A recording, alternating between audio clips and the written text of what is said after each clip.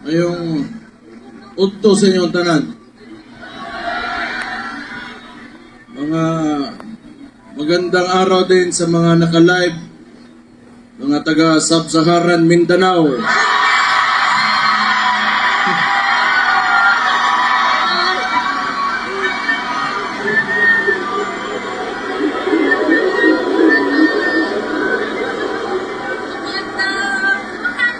Diba mo, bago ko sagulo na nako Tagaw ug Bisaya aron gatong mga makadungog makasabot po itong mga uban natong naminaw diha nas gawas. Unang-una sa tanan magpasalamat ko sa inyong ginapakita ang suporta sa akong amahan.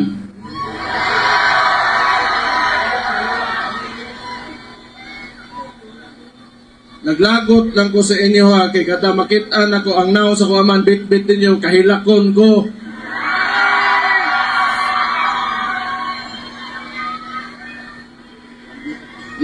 Mugara pod mo.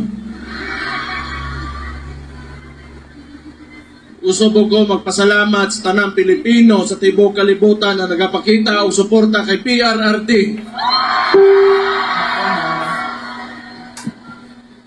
Kabomos tinuod lang sukad nga giaresto ako amahan illegally. Wag gyud ko kasabot sa kong gibati. It has been a roller coaster of emotions for me tinuod lang. But every time makita na ko suporta ninyo, makusgan gyud ko. Salamat kayo.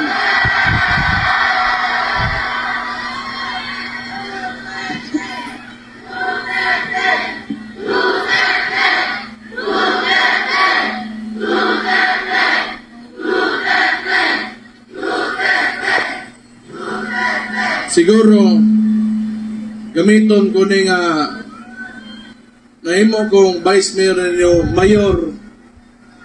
Morning sa termino nako karon, morning last na nako nga araw ng Davao. Sa termino nako karon. Wa ko makibaw unsa bagay kinaop ang kaugmaan o yung future ng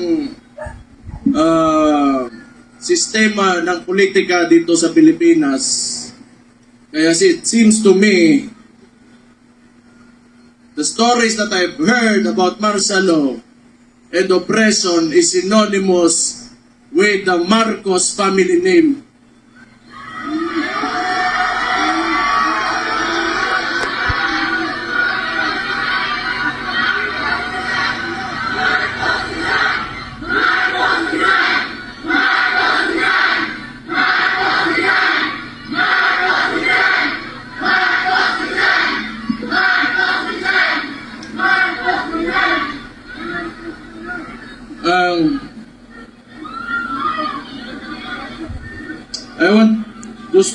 I will take this opportunity to tell Mr. Marcos how I feel about him. Mr. President Marcos, you will never be loved.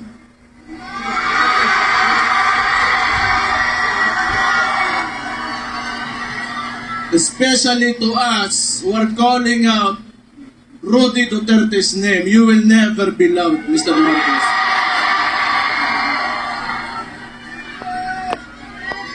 We will stand up and we will fight back.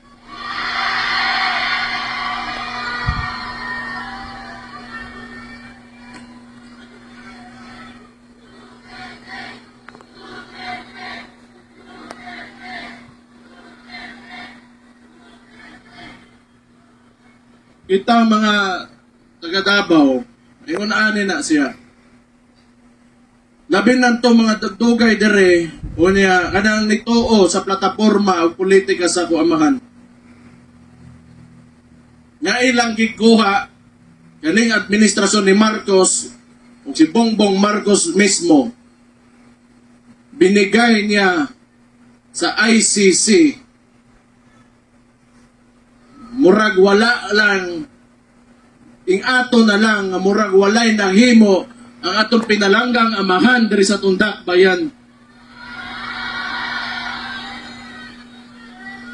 Ibaw mo, di ko matingala gyud tinuod lang. Di ko matingala. Nganong ingon ani karon? Kaya because Rudy Duterte stood up for every mga traditional politicians di nila gusto nga kausaban aning nasura ni. Una, along aning with Marcos o kani mga ubandaring mga pagagnaw ng mga politiko, di nila gusto nga naa ng Rudy Duterte diha kay mapulilyaso ang ilang mga tula sa gobyerno.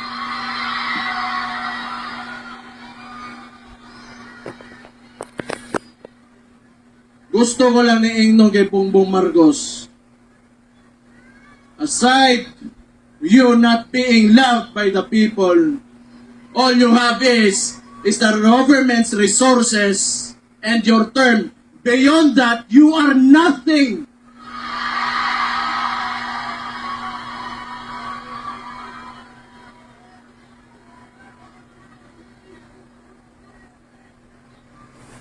Kalimot oroy ang putang ina.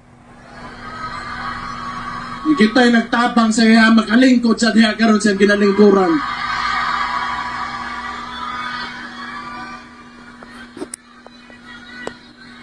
And I truly pray, Mr. Marcos, that you will be able to finish your term. I pray.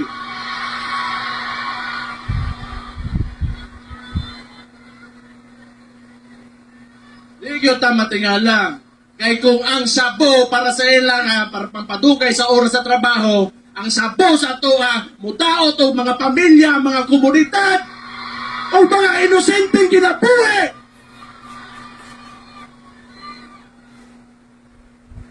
Di ko matingala nga anong ingana na sila. Sige lang.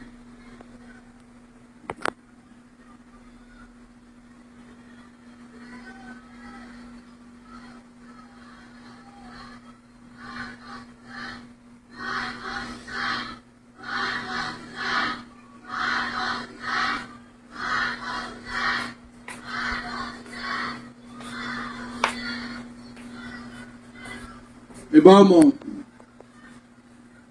si Rudy Duterte, nga nung naaresto siya, naa sa diya karon sa ICC, kay